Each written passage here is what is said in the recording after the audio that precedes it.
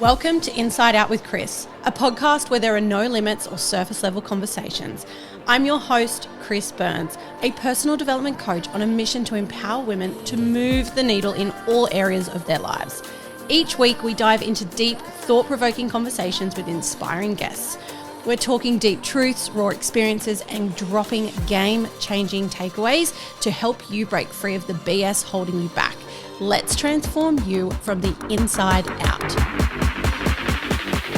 Guys, welcome back to Inside Out. I am so excited to have one of Australia's leading naturopaths and holistic health coaches with me, Amy Mingin. Amy has dedicated her career by empowering women to take control of their health naturally. With a special focus on hormone balance, gut health, and overall wellness, she's helped countless women from chronic health challenges and to reconnect with their bodies. I'm excited to dive into Amy's wealth of knowledge. Welcome back to the podcast for round 2, Amy. I'm so pumped to have you here. Oh, I'm so excited to be here, Kris, in person. I know. How good is this? The proximity is going to be everything today. We were saying before we hit record, like we've done the Zoom thing, and that was fucking great. Like, yes. You get what you get. You get the audio out of Zoom. It's phenomenal, but we have been able to connect the dots in person, which is so yes, exciting. and it's just landed. It's so perfect. Yeah, now amazing. is the time. Now is the time. Magic. So before we dive into some really big questions about what you do, who you are, all the things, I want to ask you something I've been asking my guests today. All right. What makes you feel most alive? Oh, the most alive right this moment is having cold showers in the morning. Fuck yeah, love that. That's like my favorite thing right now. Yeah. It's just getting so hot. And to come home from a run or do a workout and have a cold shower, it's like I am ready. Oh, yeah, I love here. that so much. Yeah. You know, I'm an ice bath girly. I'm here for it. There's ice baths here at the studio. There's a recovery centre, so there's a sauna and ice bath. We're going to go do that after today. Amazing. Just a perfect way to close out the day. Totally. Yeah, amazing. So for anyone who didn't listen to our I can't even speak this afternoon, who didn't listen to our previous episode and doesn't know who you are and what you do, can you share a little bit on you? Yes, absolutely. So I have been a naturopath for around 17 years. Amazing. And I absolutely adore working with women. I've worked with women for a really long time. Even before I was a naturopath, I was working with women as a massage therapist. And I was lucky enough to study underneath somebody who is a world-renowned female hormones expert. Great. So that really got me into this is the vibe. This is where women need the most help. I didn't realize until I heard it time and time again how many women had hormonal imbalances, how many didn't like their bodies, how many couldn't get motivated to look after themselves, and they put everyone else first. And I was like, there is something really big here. There's a big mission to step into. So that is what I'm doing right now, and that is what I absolutely love. The other thing that I do alongside that is actually help business coach other naturopaths. Because the other passion that I have is actually helping women to birth their businesses, like stop having the side hustle hobby stuff and actually step into business. The more women that are happy, the more happy the community is. And we get there through health. We get there through actually feeling great in ourselves.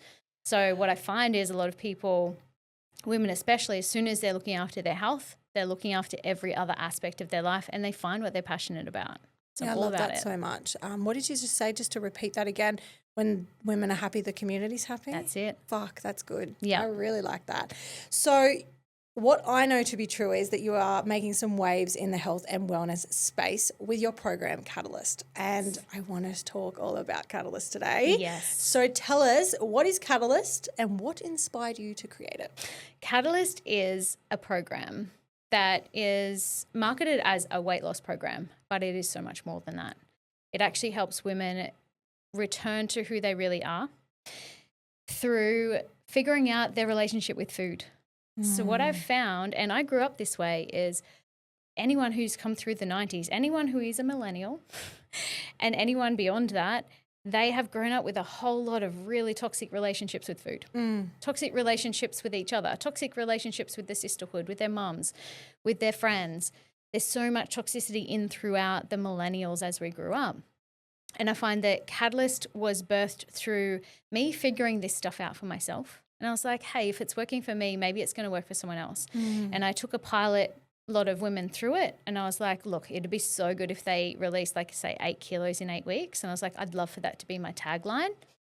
What do you know? Yes. It happened. And then some. And some of the ones who were bigger, admittedly, they had more to release. Some of them were more like 12 kilos in 8 weeks. One of the bigger ladies was like, after 4 months, 20 kilos. And I'm just like, this is not just weight loss, because once she did that, she started getting photo shoots. She's like looking to become a plus size model. She started her business. Her kids are thriving. All of a sudden, I'm like, that's why I've named it Catalyst. Yes. Like, this is not just a woman getting a meal plan and following a meal plan. This is women being like, oh, this is my underlying driver. These are the emotions that I feel around food. Here's how I disentangle them. And this is how I step forward in that. Really, like, there is discipline involved, absolutely. It's not the most easy thing that anybody ever did. But also, it is so worth it on the other side, because what happens is all of those pre-programs that were there from all those toxic things, they fall away. Yeah. Revealing who you truly are. So women actually get to know themselves through the program, and that's like, it warms my heart every single time. And I keep getting surprised every time. I'm like, oh, well, we'll just see how they go with these hypnosis audios. Well, we'll just see like how they go with actually portioning these things out. We're not really cutting stuff out of their world. We're actually like holistically looking at things, and it is wild, the results that come through. I just love it. Yeah, so I can also share with you guys too that I've done this now twice. And I'm not going to say I've failed, because I've just chosen other choices to move forward with. Yeah. And I haven't been committed or chosen to give myself the capacity to commit at that time. It's not to say I'm not doing it again, because I've mentioned it like 14 times to my husband in the last week. So he's like, are you going to fucking do it? Just hurry up and start. Hurry up the soup thing.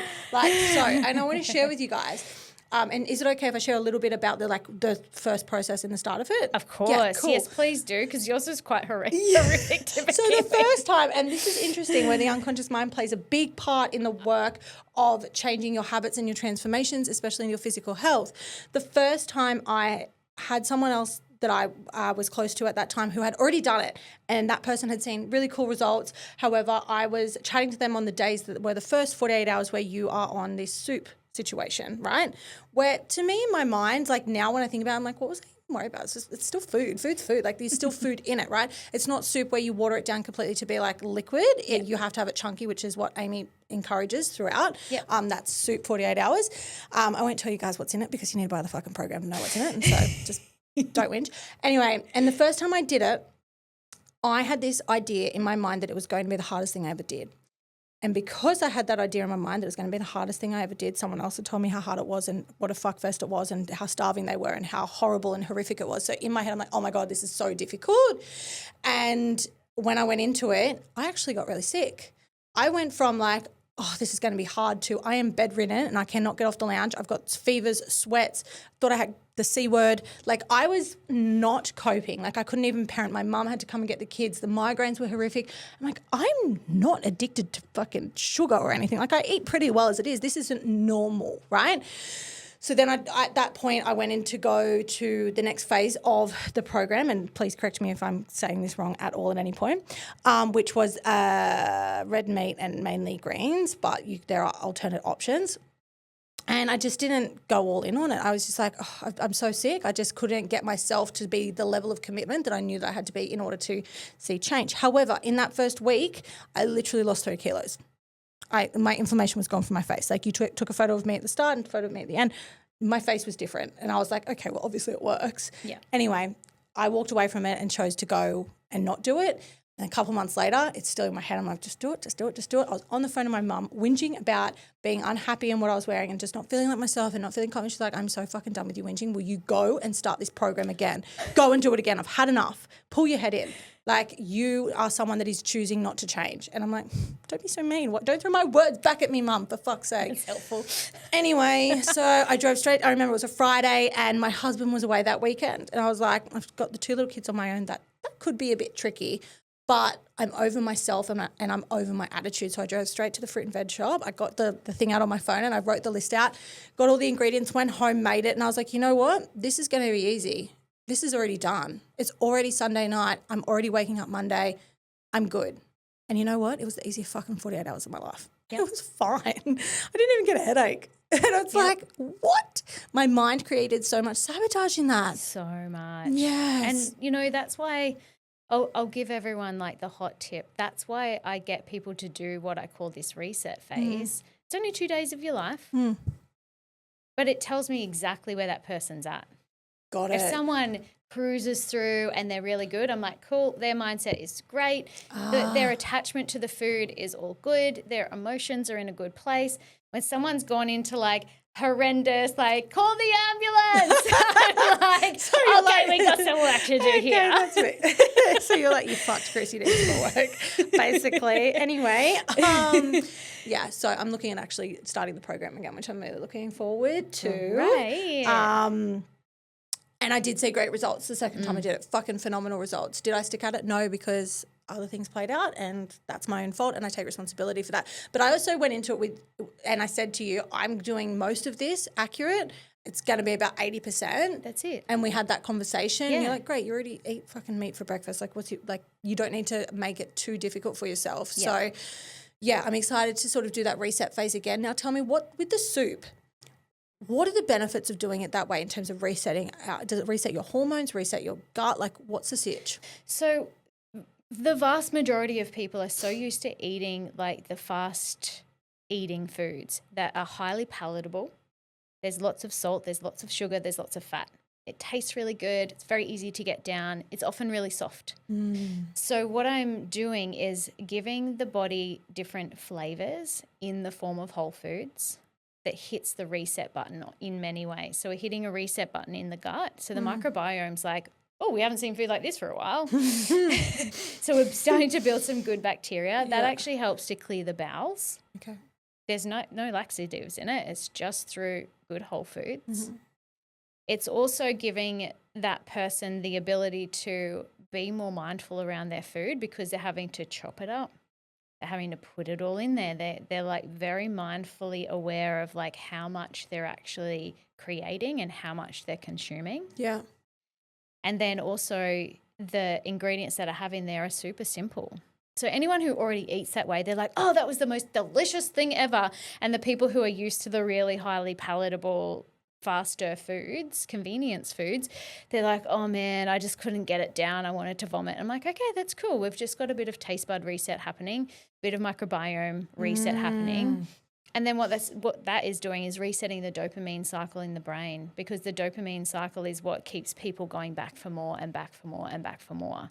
So you think about if we get into doom scrolling, same thing. Some days it's just like, why the heck am I on my phone again? It's like, that's dopamine. So same thing. People will notice they go back to the fridge and they look in the fridge, but it hasn't changed since last time they looked. They look in the pantry. Oh, yeah, it still hasn't changed since last time I looked. And that's dopamine at play. It's like seek the reward, seek the reward. So we're hitting reset on all of those things. So all of a sudden, the nervous system has a place of solidarity and just like, oh, yeah, I can calm down. I can calm down around the food. So that's the premise around the soup. Yeah, awesome. I love that. What challenges do women typically face when they join Catalyst, and how does the program address those issues, particularly with weight release and hormone health?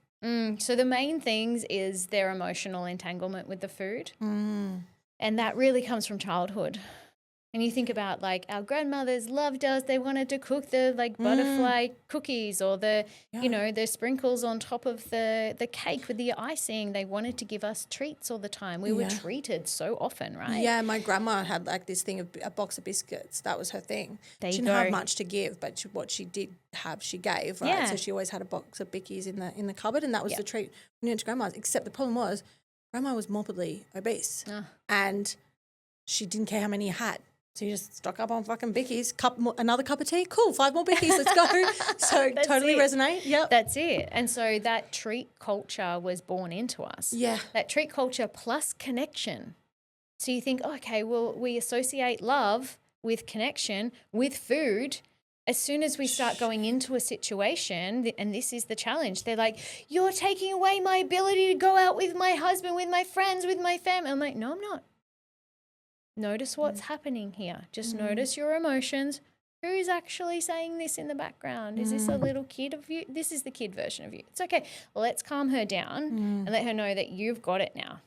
So I'm like growing up people's nervous systems in the background. Got it. Because otherwise it's a little kid, like their inner child gets really annoyed. Their inner teen's like, you can't take that away from me. And it's like, well, I'm going to put my hand out. You're just like, you are my prime example, Carissa. Carissa Burns over here, you are the client. You're the problem.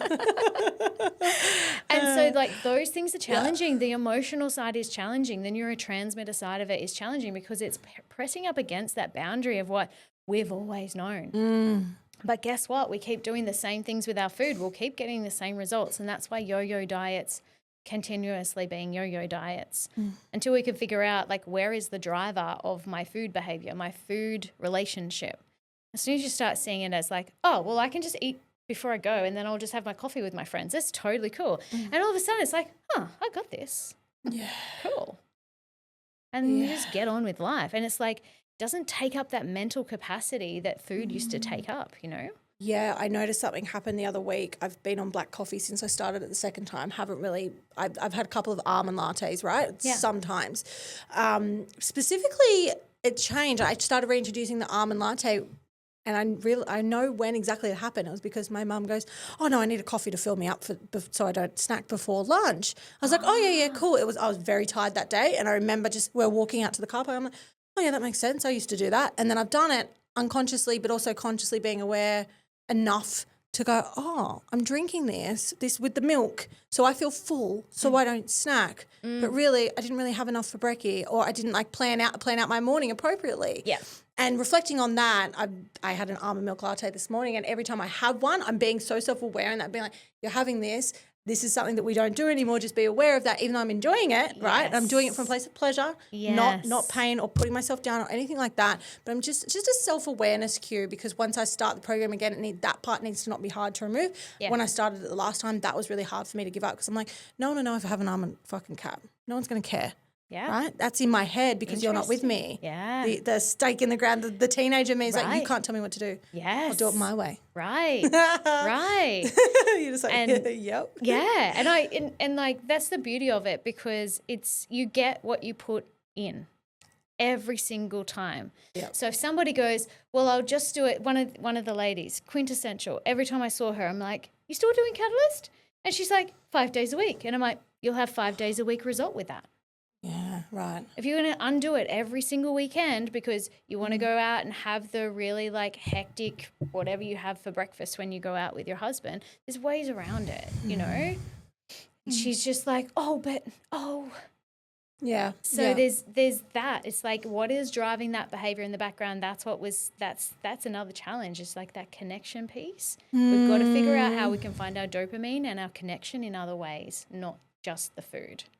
Okay, challenge for you. If I was to start Catalyst again, and this is off cuff, and we'll get back to the questions in a minute. If I was to start Catalyst again, but I want to start it when I'm going away to my family farm for Christmas time, we go on the 20th, we're back on the 3rd, and I want to start it then because I won't be at the gym, so I won't feel like I'm also missing out on the whole weights component and getting up to train, because that's my endorphin release, right? That's my connection here throughout the day, because I'm on my own most days.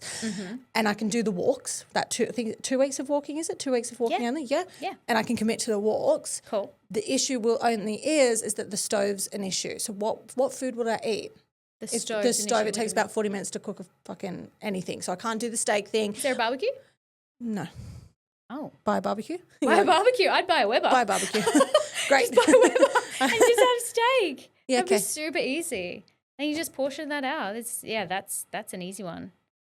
Fine. Yeah. Moving on, guys. Don't worry about me. What results, I know you touched on it at the start, but what results can women expect? Let's explore that in a little more depth. Yeah. Okay. So 8 kilos in 8 weeks is the general consensus. Anyone who comes in, that's normal for them. Completely normal. But they notice that they're waking up with more energy naturally without their alarm. They notice that their period pain's just gone. That's something I noticed as well, guys. Yeah. Fucking huge changes in my period. Some people are annoyed at me because their Gucci belt, they had to go to the place to get more holes punched in it. That's a good problem to have. I like that problem. Right? I want that problem. It's a cool problem. Yeah. They are so much more mentally switched on throughout the day, so their capacity to hold more is huge. They're more creative. They are feeling sexy in their body. One woman in particular, like my heart, oh my gosh, she sent me this message and she goes, I just want to let you know that I looked in the mirror today and it's the first time I've ever felt sexy. Oh, and that I'm just could've made me like, cry. it's huge, right? And I'm like, that's so beyond what I thought it would bring. Oh. But like she's a divorcee. She's got 3 little kids and she finally looks in the mirror and she's like, damn. Yes. Like how good is that? That's and like it's unexpected. But for me, I'm just like, this is why I do what I do. It's so much beyond just weight loss. It's like, who do you really want to be? Because that's what this will bring. Because you need to deprogram yourself from like what the food has a hold on. It's like we need to deprogram ourselves from like all that tension and toxicity around like it has to be like this. Everyone has to look like a stick thin model or like a super buff gym chick. It's like actually you can just look like a woman and you can look like yourself and you're going to look beautiful. That's what it's about. Yeah, and I love that you're touching on the emotional side of things and like deconditioning all of the patterns and the behaviors that have been played out because we are millennials and how our parents have also perceived food and our relationship with food. Like, fuck, my mum still says, oh, you know, when I'm sick, I eat more, or you know, when I'm tired, I eat more. We're like this. We're Murray women or something like that. That's just a term that she says. That's her maiden name. And like, I love her dearly. And it's, you know, these are her conditions as well that she's been given over the years. But it does play such a big part in the unconscious mind because we receive that. Even though I'm a grown fucking adult with my own children, I still hear that and I still put that down and imprint that into my belief system. It's like, oh, mum says it's this way, so it's this way. Right. Because the little me inside is like, oh, whatever your mum says is right. You know, there's that component that can play out as well. 100%. And on some level, the little version of us wants the validation.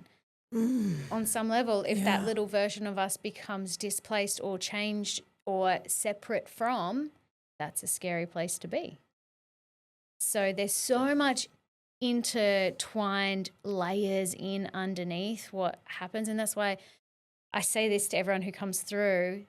The ones who can see the layers in what I've put in there, everything's intentional. There is a reason why I've chosen that ingredient for you and not for you. There's a reason why you have that portion size at that time of day for your hormones, or why I've recommended that for you to do. So no two people have the exact same plan. And it's got to be that way because no two people are exactly the same. 100%. Yeah. 100%. That's why in like my coaching, and you know this about me, but in my coaching, I haven't gone into doing the masterclasses and like the retreats and things. These things I have touched on in the past as wanting to do, but I really recognize why I wanted to do these things. It was because everyone else was doing it in the coaching space. So it's kind of like, oh, is this what I should be doing next? But I'm like, no, I don't want to do that because I don't want to program something to a group of women because you're all going through different shit and I can't help you transform and get you the results that you deserve to have by working with me because I need to know the ins and outs. I need to know you and the layers underneath you as a human being. That's like your human is different to your human. And I'm at a point in my business where like I've sat down with hubby and we've had a big chat about this actually recently where I'm like, next year I am not doing anything with multitudes of people. Like I work individually and I'm not wanting to change that. Cool. There's no fucking desire to change that because I'm really good at getting results when I'm working with that one person because I want to go to your deepest fucking layer. That's so what I can it's totally about. resonate with that. Yeah, I love that. Is there a specific philosophy that you believe sets Catalyst apart from other health programs for anyone listening that's like, oh, you know, I've tried all the fads, I've tried different things. What's going to be different about this thing? Yeah, what's different is you get what you're coming for. It's like you fill in your questionnaire and I go through every single questionnaire. I read every word of every single questionnaire. That's great. So you get what you need. You also get the subconscious reprogramming. You also get the community. And you also, what is coming in the future is there's going to be the option for some one-on-one. Cool. That's awesome. So I'm bringing in team members who have been through Catalyst, who are also practitioners and coaches. So cool. So they're coming through and they're going to be able to offer one-on-one because there are some people who have some really full-on health things that come through. They get great results. And then, you know, that last like 10%, maybe they could do with some herbs that would help them with that heavy bleeding or help them with that particular thing that they're going through. And that's where the one-on-one support is going to be really helpful for them. So the ability for someone to really go to the depths as well as actually heal their body. So they're healing their physical vessel as well as like tuning into their higher self, as well as getting their mindset in a place. One-stop shop. So good. So cool. I love that. Hormone health is such a cornerstone of Catalyst. Why do you think it's often overlooked in traditional health approaches? They just don't know. They just don't know. They don't get enough training. It's like women's hormones especially are so complex. Like if we just looked at cortisol and I like drew a line as to how many different things could influence cortisol, we would have thousands. And so in, let's say, a GP's training, they don't get trained to that level of biochem. They don't get trained to that level. They'll be like, oh, you'll have to go see an endocrinologist. But the endocrinologist, whilst they are really great with pathophysiology, with disease, with diagnostics, whatever, the only thing that they have to give is drugs. And what are drugs made for? Tricking the body into thinking that it's something else or blocking certain pathways in the body. So it's not there to actually heal. It's there to trick and manage. Got it. So over on that side of things, there is a time and place, 100%. But it just depends. Like if you're – so anyone listening who has hormonal things, and if you've been to a gynecologist, if you've been to the GP, if you've been to a surgeon, you've been to all these different people and you're still not being listened to, you've still got stuff going on, you need to go to someone who's going to listen to you. And you need to go to someone who's going to investigate it. But also you need to listen to your own body. If something in you is saying, no, there's something else, then listen to that and find the person who's going to help you. Yeah, I freaking love that so much. And I think that, you know, not everything is going to work for you and your body. I could not agree with that more. I know that this program, and I can confidently say in concrete, like I know this program works because I've done it and I've seen a result on it. I can't imagine how much more. I'm not saying it's hard to say because I feel really good at the moment, right? I've got energy and I'm still healthy, and it's like 80%. I'm at 80%. Yeah. And I'm all about potential. So I know my fucking potential. I see that higher version of me. I see that person just, I'm 10% off meeting her. Do you know what I mean? Yeah. So I'm excited to see what's possible when I step into Catalyst a third time and go all in on it again. And it's like not because I'm all about never failing and, you know, only feedback. And I really believe that if something's not working for you right now, move along, change it, do what's best for you in that moment, and come back to it when it's going to be in alignment and in your truth, right? Absolutely. Because half-assing things is not my style. No, not at all. Not at all. And it's also about like there are tools inside of it to help you stay on track. Like you don't have to feel like you've ever failed. It's like if you've been to your cousin's wedding and you had some cake and some champagne, that's cool. The very next day, you just get back on your plan. You have your plan. Jump on your plan. Like it doesn't mean that all your good stuff that you've done for the last 3 months has like gone down the drain. Not at all. You're still a human. You still get to live. You still get to have social times. Because life happens, and I want you to be able to feel like you can live. It's because that's like that toxic pattern playing out in the background. Oh, if I do this, then, you know, there's that punishment side. Not at all. It's like let go of the punishment, live your life, and do the very best that you can. And that is actually like that discipline and commitment to it. That's what will get you through to the other side. Love that. Can you share a success story that stands out for you and really highlights the power of this program? I know you've shared a few great results, but what's probably the best one that you can think of right now? All right, so there's a practitioner who went through. So she's a naturopath. She had an incredible amount of shame coming and asking me for help. And I hadn't seen her for a couple of years. And she goes to me, I think I really need to do a program. I'm like, oh, okay, cool. I would love to have another naturopath in there. That would be amazing. She goes, yeah, but I've got so much shame around it. I should know what to do. Like, are you going to tell me anything that I don't already know? And I'm like, I don't know, because I don't know what you don't know, and I don't know what you do know. But what I know for sure is I know that this works. So jump in. She's like, all right, I'm going to do it. She started at 90 kgs. She's 160 centimeters tall. So she was about 30 kgs overweight. Okay. And over the last 12 months, she has released the 30 kgs. Wow. And she has stuck to it for 12 months.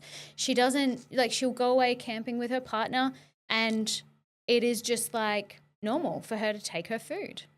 She goes to work. It is just normal for her to be prepared with particular foods. And so she's done all of phase 1, and she's been on phase 2, which is maintenance phase, for 9 months. Is there any calorie counting contributed to the way that you do this? Like, do you... No, cool. Not at all. Yeah. Not at all. It's based on what are your goals and what portions are going to suit your goals. So there are some people who came through who are athletes, and I've given them much higher portions of different things compared to somebody who doesn't exercise much. So I do take into account all things that are happening. Great. Yeah. Great. I think that vulnerability really sets the tone for women to feel safe and lean into scary things like owning their mistakes or owning their regrets essentially with their health. And I would love to ask you, this isn't a funny question, but what is something fucked that you did once with your health that you would just never do again now that you can share? Oh, what have I done? I've got a really long list, so Really? I could start if you want to think. I can share something. I know when I was younger, like 18, 19, I was at uni and we would go to the uni bar like Friday afternoon after. So like I knew a little bit about health. I was studying exercise science at the time with the intention of becoming a physiotherapist. Yeah. And we'd go to the uni bar, no food. I would drink alcohol all weekend, no food, and just like drink but then vomit, but then drink but then vomit. Oh, yeah. But then drink but then vomit and feel absolutely horrible. Yeah. And just do really silly things as well. Like walk 20 kilometers home with my friends or sometimes not, or like really dumb things. So like I feel like I would do the risky behavior in a really silly way. So like I would have been like stripping my gut, drinking that much alcohol. Like I remember counting the number of vodka oranges that I had one night and I was at 12. Yeah. I was vodka Red Bull. I went vodka orange, but I'd go 10 to 12 easy. Oh, my gosh. Yeah, and then shake for 3 days. Yeah. Well, I remember having a vodka Red Bull and getting heart palpitations and thinking I was going to die. Like, yeah, really, really silly things, really silly. And it just was like... Amongst this, like I did the whole laxatives and the skinny me teas and all the things, like you name it, I've freaking done it. But one of the things that stood out as I was writing this question, because it just came to me, and I was like, I'm going to ask you this because what stands out for me is I went to a doctor when I was like, I'm going to say 18. Yeah. It wouldn't have been 19, but I'm going to say 18. I went to a doctor to lose weight, and I knew if I went to a certain doctor's surgery that I could convince them that I was getting married. So I wore a fake ring on my finger, convinced them I was getting married and that I had to lose weight for my wedding and they give me Duromine. Wow. So I went in with this fucking story and I acted my pretty little bum off. I can't remember the name I used. Or I had to use my name. That's right. Okay. Because it was like Medicare. You had to put your Medicare thing. So I had to use my name, getting married, who I was getting married to. So excited. Wedding's in this amount of time. Need to fit my dress. Right. And they're like, oh, so you need Duromine. I'm like, yes, please. Like I really, really, like it's getting me really anxious. I'm getting really worried. Like put on this big performance. Got the Duromine. Got on Duromine for 6 months. Anyway, I just made me depressed and tired and I had heaps of problems, like emotional problems with it, but no one knew that I was on it. Oh so like gosh. People calling out my piss poor behaviour and no one knew that that's why I was so cranky and agitated and hormonal and sad and lost. And then I was going and amplifying that by drinking all weekend and my Red Bull and vodkas 10 to 12 on a Saturday night. But that was to keep up with the drug users because I was too scared to use drugs because I was a good girl and I wasn't going to do drugs, but yet here I am on Duromine. Yeah, wow. Yeah. Oh so my gosh. That's wild. It is, isn't it? Yeah. But like the things we do, we learn these things when we're young. 100%. And eventually it's like, hey, I don't want to feel that way anymore. I don't want to treat my body like that. I know, and fuck that. Yeah. Can you imagine? Ew. But then I even remember like when the kids were little, just being like, I know that I should go and feed myself a real meal. I know that I need nourishment right now, and I just wouldn't. Yeah. And I would just like grab a piece of toast, drink a cup of tea. Like I wouldn't actually make the nourishing meal for myself. Like I still remember that. And that's not that long ago. That's like 10 years ago. Yeah. You know? Yeah, absolutely. So, absolutely. Even for me, like, and this is a huge vulnerable share, but when I was pregnant with Lola, I didn't drink wine until I fell pregnant with Lola and my craving was white wine with ice cubes in it. I had the most odd and bizarre craving and I had to have it. I had a glass or two every night. I had to have it because I felt sick. I'd convinced myself that I was sick until I had it. So I'd wake up at 6 a.m. and I'd have to have the glass of wine. I wouldn't have it in the morning, but I'd be thinking about it. Thinking about all day. I'm like, I feel sick until I'd have it and then I'd have it and be like, oh, that's better. Didn't drink wine before that. never drank wine. We went on wine tours and I was the painful person. It's like, I only drink vodka, sorry. Like I literally wouldn't even have a sip of it. Bizarre. No. Yeah. That is wild, isn't it? It's really weird. So But wild. pregnancy, like there is nothing, you cannot stop a woman who has a pregnancy craving. Fuck no. It's just like, I would stop at nothing. Yeah. So like, I get it. Yeah. It was just like, I have to have this thing that is just like this. Like I had to stop buying groceries in first trimester, both kids. Yeah. Because I was like, no, I don't feel like that now. No, we have to have this other thing. You just fill the cupboard and then not drink it or eat it. That's hilarious. Literally. Poor Lola. She turned out okay. I justified it by saying, and I don't even know this for sure, but I just justified it by assuming that people in Italy drink wine for breakfast when they're pregnant and people in Italy drink, so why can't I do it? I just justified this as an excuse to have alcohol while I was freaking pregnant. With my son, I wouldn't even cross the road without someone holding my hand. Like I was a precious like cargo on board kind of mum with my son, whereas with my daughter. Anyway, so interesting. So interesting. Yeah, we can But the probably human explore body that later. is so resilient. It is, isn't like it? so resilient. When you think about those little babies that are born to the mums that are drug addicts that have been using the whole time, like it's Comparing wild. me to the drug addicts. No, but like I'm just going to an extreme. I know, it's just like, funny.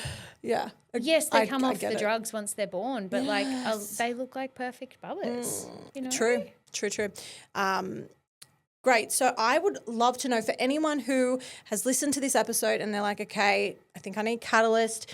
Firstly, what's one final thing that you'd like to say to invite these people into the program? Well, I'd like to say, I want you to tune into who is it you want to become? Who is she? Because if you are currently unhappy in your body, unhappy with the way that you're speaking to people, the way that you are speaking to yourself, the way that you act around food, whether you have this toxic positivity going on, like just, I want you to figure out like who do you really want to become? Because when you get a bit more structure around your food, it gives you the support that you need in order to step into who you're becoming. I love that. Amazing.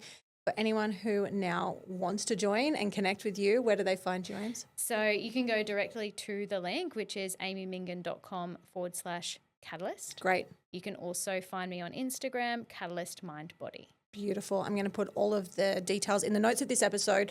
Ladies, reach out, make the commitment, get involved with Catalyst because you will not regret it.